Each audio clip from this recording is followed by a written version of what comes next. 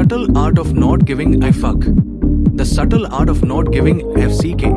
Part Chapter 1-5.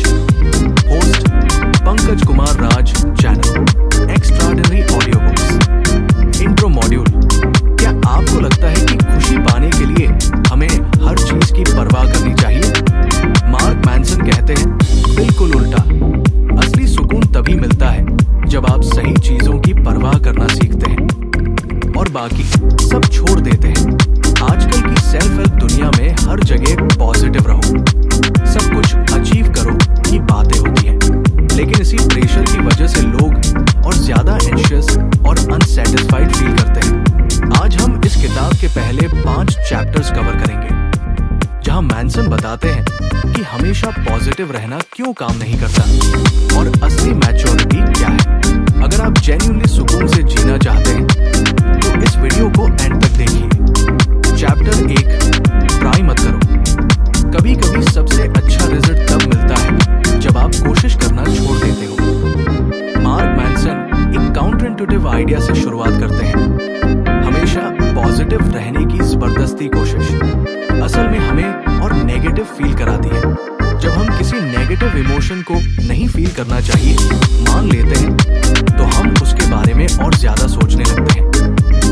यही एक loop create करता है जहां हम अपनी ही फीलिंग से लड़ते रह जाते हैं। मैनसन अपनी राइटिंग में जोर देते हैं कि जब हम अपनी इम्परफेक्शंस को एक्सेप्ट करते हैं न कि उनसे फाइट करते हैं, तभी जेन्युइन शांति मिलती है। एक इंसान जो हर वक्त मुझे खुश रहना चाहिए की कोशिश करता है, वो अपनी नॉर्मल रोज की लो मूड्स को भी एक प्रॉब्लम की तरह देखने लगता है, जबकि वो बिल्कुल नॉर्मल होती है। इसके पीछे की साइकोलॉजी ये है कि इमोशंस को फोर्स करना, चाहे पॉजिटिव हो या नेगेटिव, उन्हें और इंटेंस बना देता है। अपनी नेगेटिव फीलिंग्स को फिक्स करने की बजाय पहले उन्हें बिना जज किए एक्सेप्ट करना प्रैक्टिस करें। आज जब कोई नेगेटिव फीलिंग आए तो उसे ये गलत है कहने की बजाय सिर्फ ये है कहकर ऑब्जर्व कीजिए। 7 डे एक्शन प्लान। डे 1 से 2 अपनी फीलिंग्स को जज करने का पैटर्न ऑब्जर्व करें। डे 3 से 5 उन्हें बिना रजिस्ट किए एक्सेप्ट करना प्रैक्टिस करें। डे 6 से 7 फर्क नोट करें। 30 डे ट्रांसफॉर्मेशन प्लान। वीक 1 से 2 एक्सेप्टेंस प्रैक्टिस करना। वीक 3 से 4 नए रिस्पॉन्स को रोज की सिचुएशंस में अप्लाई करना। Progress tracker. कंसिस्टेंसी। क्या मैंने फीलिंग्स एक्सेप्ट की? प्रोग्रेस। क्या रेजिस्टेंस कम हो रहा है? रिजल्ट्स। क्या ओवरऑल कामनेस बढ़ रही है?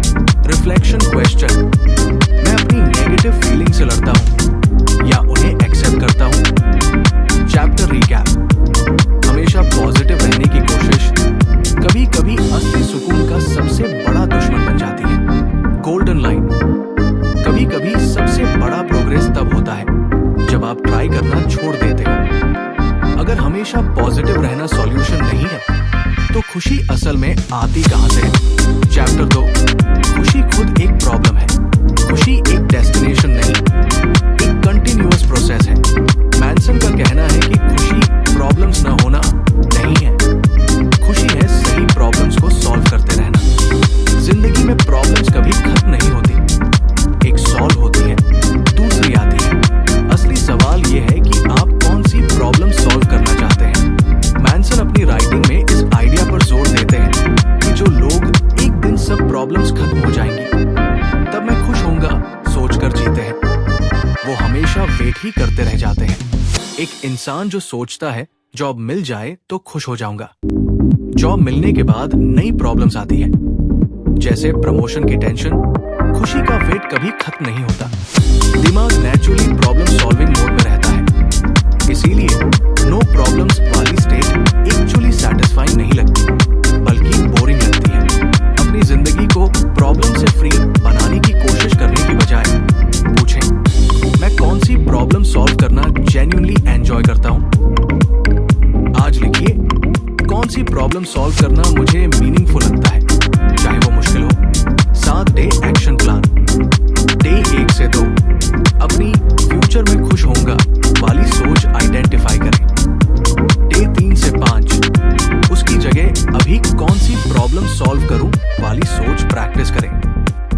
6 से 7 फर्क नोट करें। 30 डे ट्रांसफॉर्मेशन प्लान। वीक 1 से 2 मीनिंगफुल प्रॉब्लम्स आइडेंटिफाई करना। वीक 3 से 4 उन्हें कॉन्शियसली चूज करना और सॉल्व करना। Progress tracker. कंसिस्टेंसी। क्या मैंने मीनिंगफुल प्रॉब्लम चूज की? प्रोग्रेस। क्या सेटिस्फैक्शन बढ़ रहा है? रिजल्ट्स। क्या फ्यूचर में खुश होऊंगा वाली सोच कम हो रही है? Reflection question. मैं कौन सी प्रॉब्लम सॉल्व करना जेन्युइनली पसंद करता हूं? Chapter recap. खुशी प्रॉब्लम्स की एब्सेंस नहीं, सही प्रॉब्लम्स का प्रेजेंस है। Golden line. खुश रहना मतलब है सही प्रॉब्लम्स चुनना, कोई प्रॉब्लम न होना नहीं। अगर प्रॉब्लम्स ही जिंदगी का कोर है तो हमें खुद को कितना स्पेशल मानना चाहिए? चैप्टर 3। आप स्पेशल नहीं हो और यही समझना असल में आजादी देता है। मैनसन चैलेंज करते हैं उस कॉमन बिलीफ को कि हर इंसान एक्स्ट्राऑर्डिनरी होने के लिए बना है। उनका कहना है कि एवरेज होना बिल्कुल नॉर्मल और ठीक है। जब हम खुद को एक्स्ट्राऑर्डिनरी होना चाहिए का प्रेशर देते हैं तो हम अपनी नॉर्मल अच्छी जिंदगी को भी काफी नहीं है जैसा फील करने लगते हैं। मैनसन अपनी राइटिंग में जोर देते हैं कि सोशल मीडिया का युग इस प्रेशर को और बढ़ा देता है, क्योंकि हम सिर्फ दूसरों की हाईलाइट रील देखते हैं, उनकी पूरी जिंदगी नहीं। एक इंसान जो सोशल मीडिया पर सबकी परफेक्ट जिंदगी देखकर अपनी नॉर्मल ठीक ठाक जिंदगी को फेलियर जैसा महसूस करता है, जबकि उसकी जिंदगी एक्चुअली ठीक ही है। इसके पीछे की साइकोलॉजी ये है कि कांस्टेंट कंपैरिजन खासकर अनरियलिस्टिक स्टैंडर्ड से क्रॉनिक डिससैटिस्फैक्शन क्रिएट करता है। पावरफुल सेगमेंट में मैं एक्स्ट्राऑर्डिनरी हूं या नहीं की जगह पूछें मेरी जिंदगी में क्या जेन्युइनली मीनिंगफुल है? आज सोशल मीडिया और कंपैरिजन से एक ब्रेक लीजिए और अपनी खुद की जिंदगी की 3 अच्छी चीजें लिखिए। 7 डे एक्शन प्लान। डे 1 से 2 अपना कंपैरिजन पैटर्न ऑब्जर्व करें। डे 3 से 5 उसे कॉन्शियसली कम करें। डे 6 से 7 अपनी खुद की जिंदगी की वैल्यू नोट करें। 30 डे ट्रांसफॉर्मेशन प्लान। वीक 1 से 2 कंपैरिजन अवेयरनेस। वीक 3 से 4 अपनी खुद की डेफिनेशन ऑफ अच्छी जिंदगी बनाना। Progress tracker. कंसिस्टेंसी। क्या मैंने कंपैरिजन कम किया?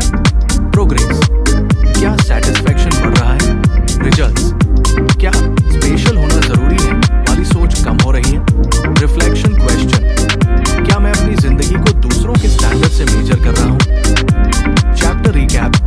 एवरेज होना कोई फेलियर नहीं है, ये समझना ही जेन्युइन पीस देता है। Golden line. आपको स्पेशल होने की जरूरत नहीं, आपको सिर्फ जेन्युइन होने की जरूरत है। अगर हमें स्पेशल होने की जरूरत नहीं तो फिर जिंदगी की मुश्किलों सफरिंग का क्या रोल है?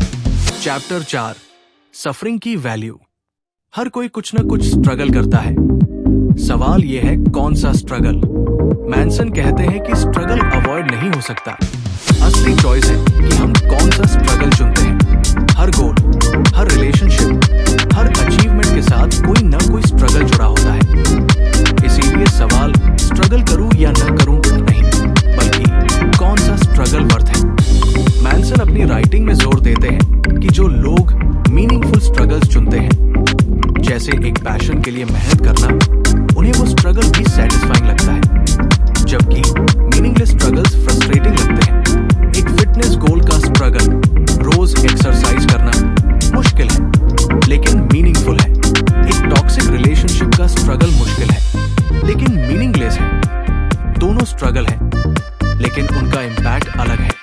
इसके पीछे की साइकोलॉजी यह है कि मीनिंगफुल स्ट्रगल सेटिस्फैक्शन और ग्रोथ देता है, जबकि मीनिंगलेस स्ट्रगल सिर्फ एग्जॉशन, थकावट देता है। अपनी करंट स्ट्रगल्स को देखें और पूछें क्या ये स्ट्रगल मुझे कहीं ले जा रहा है या सिर्फ मुझे थका रहा है? अपनी एक करंट स्ट्रगल लिखिए और पूछें क्या ये मीनिंगफुल है? 7 डे एक्शन प्लान। डे 1 से 2 अपनी स्ट्रगल्स लिस्ट करें। डे 3 से 5 उन्हें मीनिंगफुल और मीनिंगलेस में कैटेगराइज करें। डे 6 से 7 एक मीनिंगलेस स्ट्रगल को छोड़ने का प्लान बनाएं।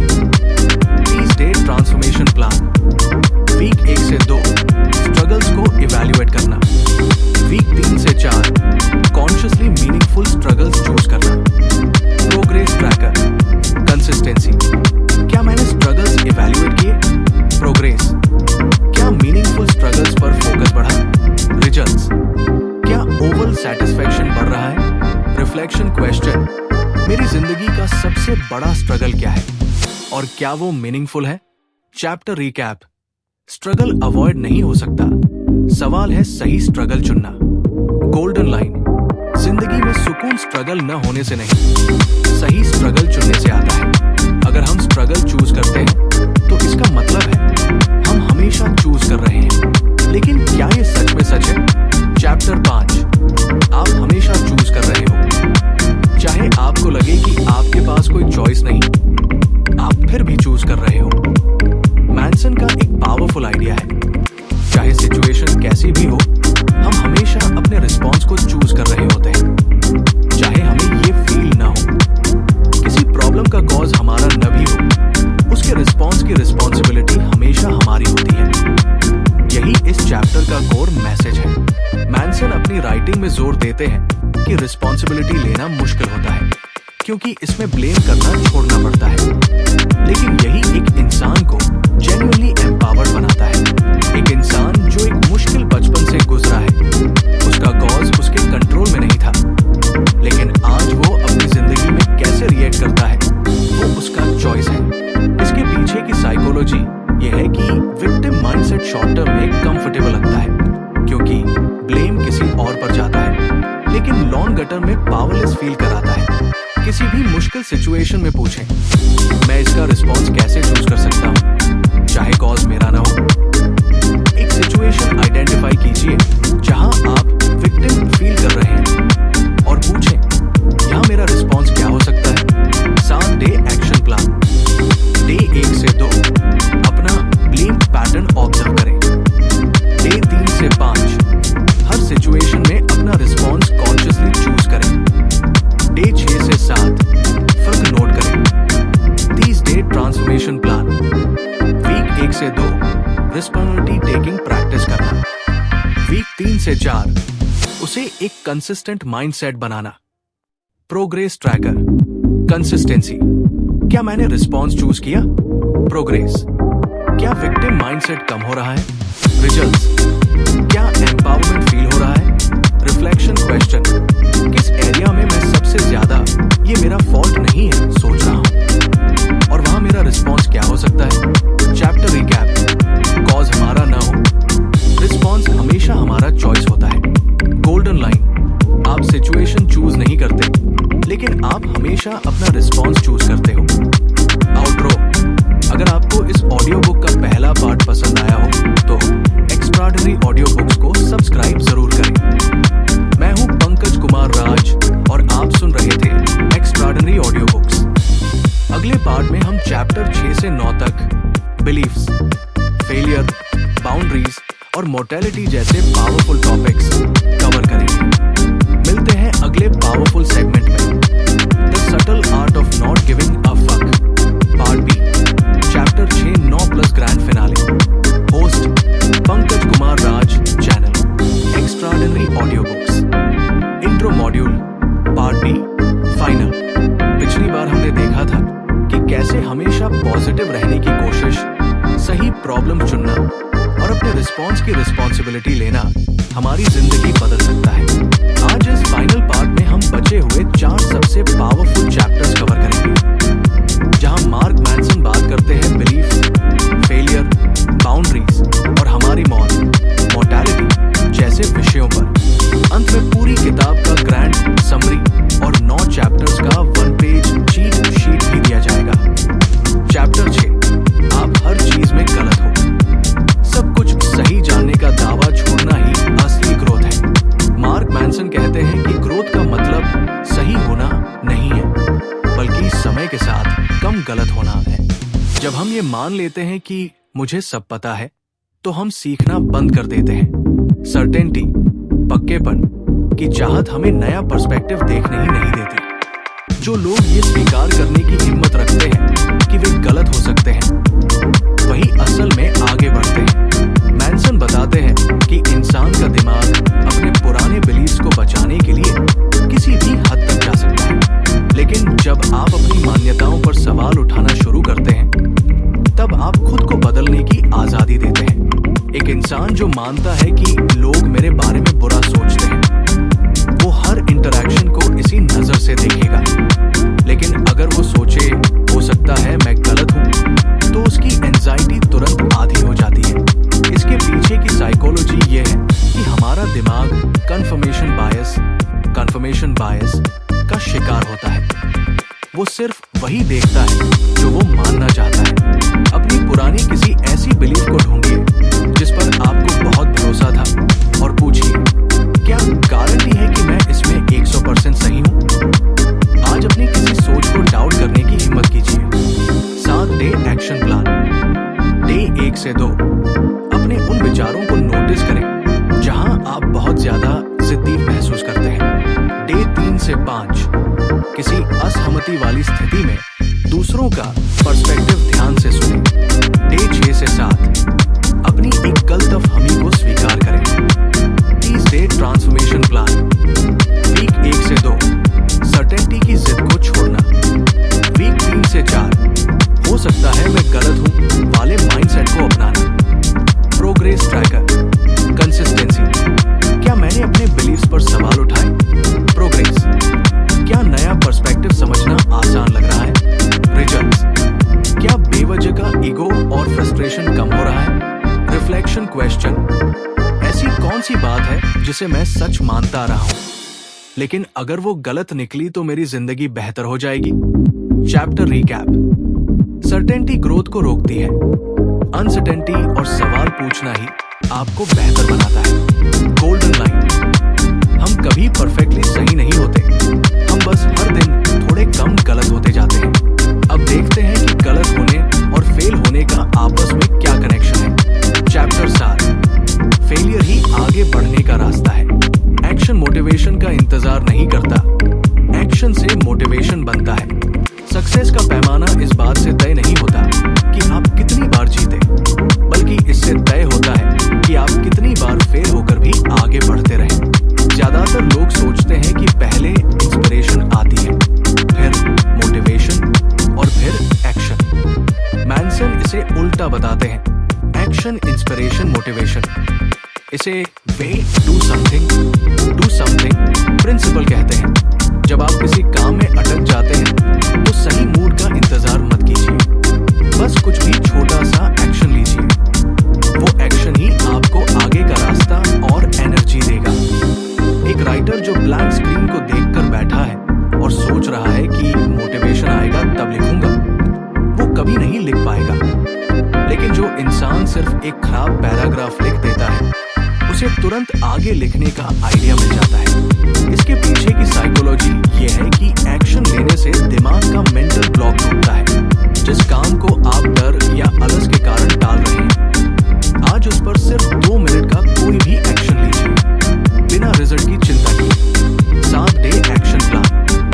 डे 1 से 2 अपने उस प्रोजेक्ट या काम को चुने जिसे आप टाल रहे हैं। डे 3 से 5 रोज उस पर 2 मिनट का डू समथिंग एक्शन लें। डे 6 से 7 देखें कि क्या मोमेंटम बना। 30 डे ट्रांसफॉर्मेशन प्लान। वीक 1 से 2 डू समथिंग नियम को आदत बनाना। वीक 3 से 4 फेलियर के डर को एक्शन से रिप्लेस करना। Progress tracker. कंसिस्टेंसी। क्या मैंने इंतजार किए बिना काम शुरू किया? प्रोग्रेस। क्या प्रोक्रेस्टिनेशन कम हो रहा है? रिजल्ट्स। क्या काम पूरा होने की स्पीड बढ़ रही है? Reflection question. मैं कौन सा काम सिर्फ इसलिए टाल रहा हूं क्योंकि मुझे फेल होने का डर है? Chapter recap. फेलियर प्रोग्रेस का हिस्सा है। एक्शन लेने के लिए मूड का इंतजार करना बंद कीजिए। Golden line. अगर आप अटका हुआ महसूस कर रहे हैं तो बस कुछ कीजिए, सही एक्शन अपने आप फॉलो करेगा। अगर हम सही रास्ते पर एक्शन ले रहे हैं तो ये जानना भी जरूरी है कि किन चीजों को रिजेक्ट करना है। चैप्टर 8। ना कहने की अहमियत। जब तक आप किसी चीज को मना नहीं करते, आपकी कोई वैल्यू नहीं होती। मार्क मैनसन कहते हैं कि बिना बाउंड्रीज के आजादी बेमानी है। अगर आप हर चीज के लिए हाँ कहते हैं तो किसी भी चीज का आपके लिए कोई खास महत्व नहीं रह जाता। सच्चा कमिटमेंट और गहराई तभी आती है जब आप बाकी सब चीजों को रिजेक्ट ना करते हैं। रिजेक्शन से डरना बंद कीजिए। चाहे वो किसी को ना कहना हो या किसी से ना सुनना हो। हेल्दी रिलेशनशिप्स और वर्क लाइफ में स्पष्ट बाउंड्रीज का होना बहुत जरूरी है। जब आप अपनी वैल्यूज के हिसाब से साफ मना करना सीखते हैं, तब आपकी में असली दम आता है। एक इंसान जो हर इवेंट, हर रिक्वेस्ट और हर इंसान को खुश करने के लिए हाँ बोल देता है, वो अंत में बहुत थका हुआ, फ्रस्ट्रेटेड और खोया हुआ महसूस करता है। इसके पीछे की साइकोलॉजी ये है कि रिजेक्शन हमें चॉइस और वैल्यूज में क्लैरिटी देता है। आज किसी ऐसी फालतू रिक्वेस्ट या डिस्ट्रैक्शन को पोलाइटली ना कहिए जो आपकी प्रायोरिटीज से मैच नहीं करती। 7 डे एक्शन प्लान। डे 1 से 2 नोटिस करें कि आप कहां सिर्फ लोगों को खुश करने के लिए हाँ कह रहे हैं। डे 3 से 5 एक जगह अपनी साफ बाउंड्री सेट करें। डे 6 से 7 उस बाउंड्री को कायम रखें। 30 डे ट्रांसफॉर्मेशन प्लान। वीक 1 से 2 रिजेक्शन के डर पर काम करना। वीक 3 से 4 अपनी लाइफ में कमिटमेंट और बाउंड्रीज को स्ट्रॉन्ग बनाना। Progress tracker. कंसिस्टेंसी। क्या मैंने अपनी वैल्यूज के खिलाफ चीजों को ना कहा? प्रोग्रेस। क्या टाइम और एनर्जी बच रही है? रिजल्ट्स। क्या रिश्तों में सच्चाई और रिस्पेक्ट बढ़ रही है? Reflection question. मैं किस इंसान या चीज को ना कहने से डर रहा हूं जबकि मुझे कह देना चाहिए? Chapter recap. ना कहना आपको फोकस और गहराई देता है। यह आपकी असली वैल्यूज को प्रोटेक्ट करता है। Golden line. आपकी जिंदगी की क्वालिटी इस बात से तय होती है कि आपने किन चीजों को मना किया है। अब आते हैं किताब के सबसे गहरे और आखिरी चैप्टर पर। चैप्टर 9। और फिर आपकी मौत हो जाएगी। अपनी मोर्टेलिटी को याद रखना ही असल में जीने की वजह देता है। किताब का अंत मैनसन एक कड़वे लेकिन सबसे खूबसूरत सच से करते हैं।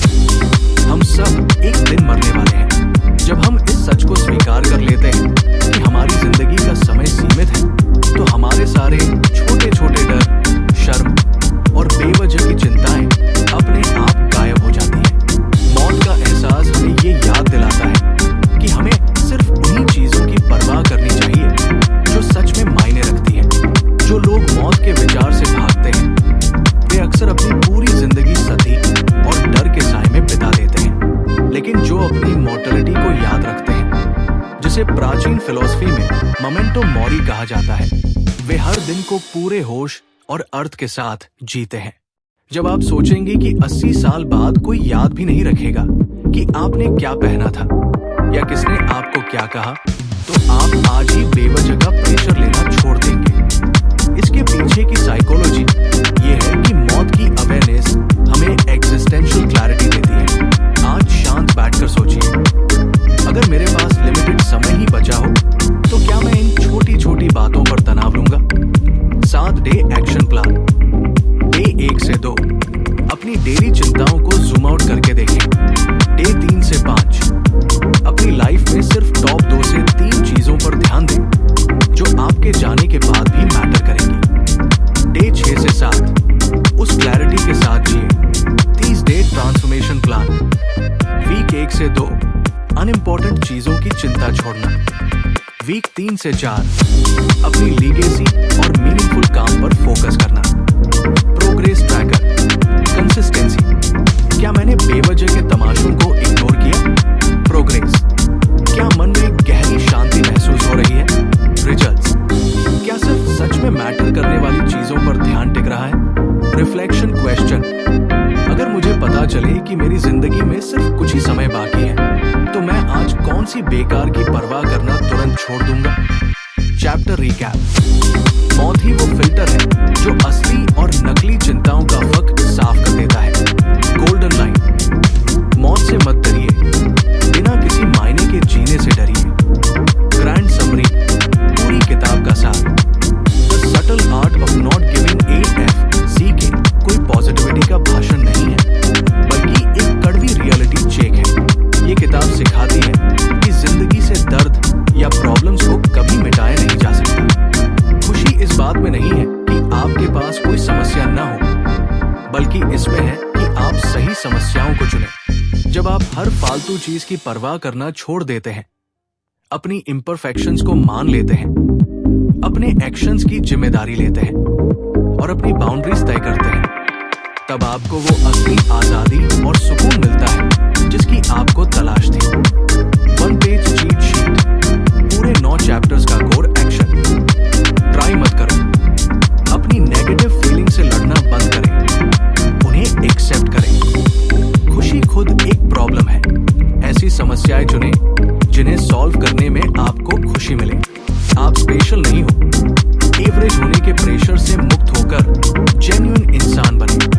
सफरिंग की वैल्यू, वही स्ट्रगल चुने जो आपके लिए मीनिंगफुल हो। आप हमेशा चूज कर रहे हो, स्थिति चाहे जो हो। अपना रिस्पॉन्स हमेशा खुद चुने। आप हर चीज में गलत हो। सर्टेनिटी छोड़े, हर दिन थोड़ा कम गलत बनने की कोशिश करें। फेलियर ही आगे बढ़ने का रास्ता है। मूड का इंतजार न करें। डू समथिंग, नियम अपनाएं।